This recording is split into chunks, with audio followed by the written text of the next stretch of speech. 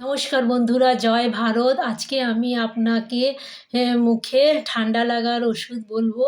অনেক সময় দেখবেন ঠান্ডা লেগে মুখের ভিতরে ঘা হয়ে যায় এবং মাড়িতেও ঘা হয়ে যায়, জিভের মধ্যেও ঘা হয়ে থাকে। এই ঘা চট করে সারে না এবং অনেক দিন থাকে, জ্বালা করে। এটা ভিটামিন বি12 অভাবে হয়।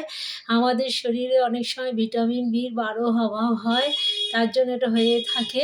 তাহলে আপনি কি করবেন না, এই কচি দেখে পেয়ারা পাতা নেবেন, ২ টো পেয়ারা পাতা নেবেন ও ২ টো বেলি ফুলের গাছের পাতা নেবেন এবং এই ২ টো পাতাকে ২ টো বেলি ফুলে আর ২ টো পেয়ারা পাতা দুটোকে ভালো করে ধুয়ে নিয়ে এবং এটা মুখের মধ্যে চিবাবেন।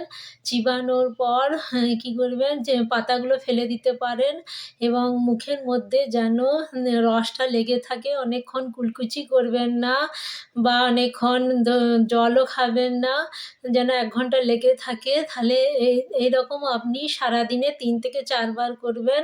তাহলে দেখবেন আপনার মুখে ঘা তাড়াতাড়ি সেরে যাচ্ছে। আমি এটা অনেক সময় করে থাকি। আমার প্রায় মুখে ঘা হতো। তখন আমি ২ টো বেলি ফুলের পাতা নিতাম ও ২ টো পেয়ারা পাতা নিতাম। দুটোকে একসঙ্গেই চিবাতাম। ভালো করে চিবিয়ে পাতাগুলো ফেলে দিতাম, রসটা খেয়ে নিতাম এবং এটা ৩ থেকে ৪ বার সারাদিনে করতাম এইরকম। আর অনেকক্ষণ কুলকুচিও করতাম না, জলও খেতাম না। এরকম করার ২ দিন পরই আমার মুখে ঘা সেরে যেত।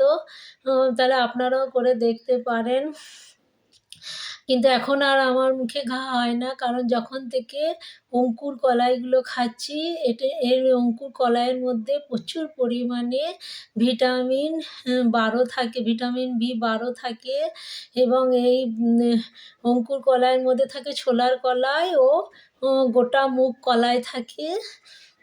আপনারাও যদি খান তাহলে আপনাদেরও মুখে ঘা বন্ধ হয়ে যাবে। তাহলে এই বলে এখানে ভিডিও শেষ করলাম। নমস্কার, জয় ভারত।